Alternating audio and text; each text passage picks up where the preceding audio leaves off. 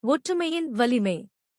ஒரு காலத்தில் உயர்ந்த மலைகளும் பச்சை பசேலென விரிந்த காடுகளும் சூழ்ந்த ஒரு அழகான இடம் இருந்தது.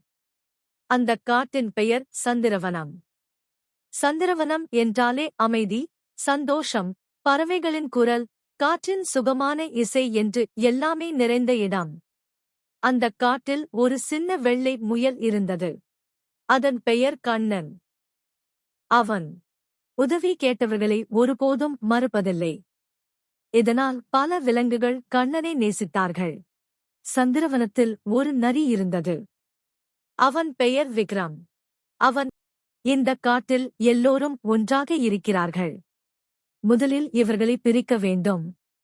அடுத்த நாள் விக்ரம் குரங்கிடம், யானை உங்களை சோம்பேறி என்று சொன்னது தெரியுமா?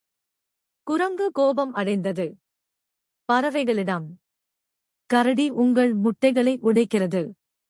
இப்படி பொய்களை சொல்ல ஆரம்பித்தான். சில நாட்களிலேயே சந்திரவனம் மாறிவிட்டது. சிரிப்புகள் குறைந்தன. ஒற்றுமை உடைந்தது. இதையெல்லாம் பார்த்து கண்ணன் முயல் மிகவும் வருத்தப்பட்டது. கண்ணன் ஒரு முடிவு எடுத்தான். முதலில் அவன் மானிடம் சென்று கேட்டான், சிங்கம் உங்களிடம் நேரடியாக இப்படிச் சொன்னதா? மானு அமைதியானது. இல்லை. நரி சொன்னதையோ? அதேபோல எல்லோரிடமும் சென்று கேட்டான். ஒரே பதில். நரி சொன்னது. கண்ணன் சிங்கத்திடம் சென்று சொன்னான், அண்ணா, எல்லோரையும் கூப்பிட்டு ஒரு கூட்டம் வைக்கணும். சிங்கம் சம்மதித்தது. அடுத்த நாள் பெரிய ஆலமரத்துக்கு கீழே எல்லா விலங்குகளும் கூடியன. கண்ணன் எல்லோரையும் பார்த்து சொன்னான், நீங்க எல்லாம் நேரடியாக ஒருத்தர்கிட்ட ஒருத்தர் பேசினீங்களா? இல்லை மூன்றாவது ஒருவன் சொன்னதை நம்பினீங்களா? அமைதி. பின் நரி விக்ரமைக் காட்டி, இந்த நரிதான் எல்லா பொய்களுக்கும் காரணம். நரி தப்பிக்க முயன்றது.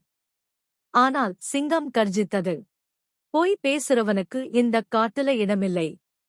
நரியை காட்டிலிருந்து விரட்டிவிட்டார்கள். அடுத்த நாள் முதல் விலங்குகள் நேரடியாக பேசின. சண்டைகள் தீர்ந்தன.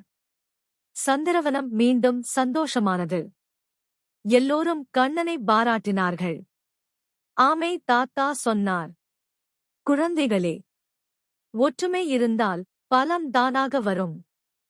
சின்னவனாயிருந்தாலும் நல்ல மனசு இருந்தா உலகத்தை மாற்றலாம்.